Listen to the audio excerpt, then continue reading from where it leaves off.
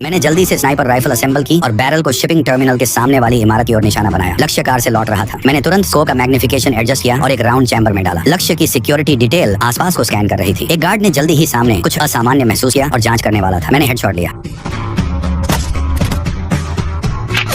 Security guard को खत्म करने के बाद मैंने तुरंत अपना हथियार पैक किया और पीछे हट गया। लक्ष्य की इमारत के अंदर घुस गया। लक्ष्य की तलाश करते हुए अचानक लिफ्ट से एक सिक्योरिटी गार्ड आ गया। मैंने तुरंत उस पर झपट्टा मारा और कुछ ही चालों में उसे धराशायी कर दिया।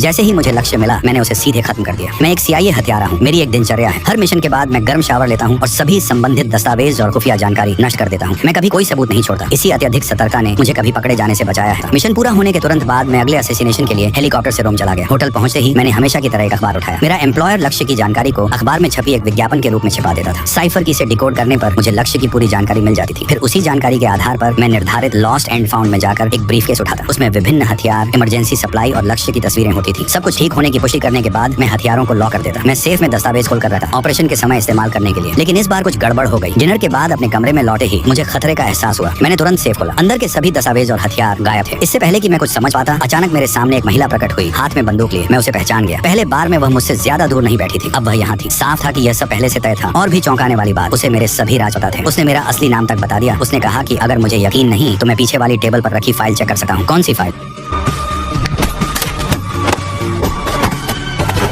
मैंने उसे बिना ज्यादा मेहनत के काबू कर लिया। पूछताछ के दौरान पता चला कि वह MI6 की एजेंट थी। उसे अमेरिकन ट्रैवल सर्विस से जुड़े एक केस की जांच के लिए भेजा गया था। ट्रैवल सर्विस CIA की एक गुप्त शाखा थी जहां मेरा सुपीरियर काम करता था। लेकिन उसने बताया कि ऐसी कोई ट्रैवल सर्विस अस्तित्व में ही नहीं है। इसका मतलब था कि मैं सोचता था कि मैं CIA के लिए काम कर रहा हूँ, लेकिन वास्तव में मेरा CIA से कोई लेना देना नहीं था। और भी डरावनी बात, मेरा हैंडलर केविन 10 साल पहले मर चुका था। ये सब बिल्कुल बेतुका था। मैंने सोचा कि वह सब झूठ बोल रही है। वह कुछ और कहने वाली थी कि मैंने उसे जमीन पर लात मार दी।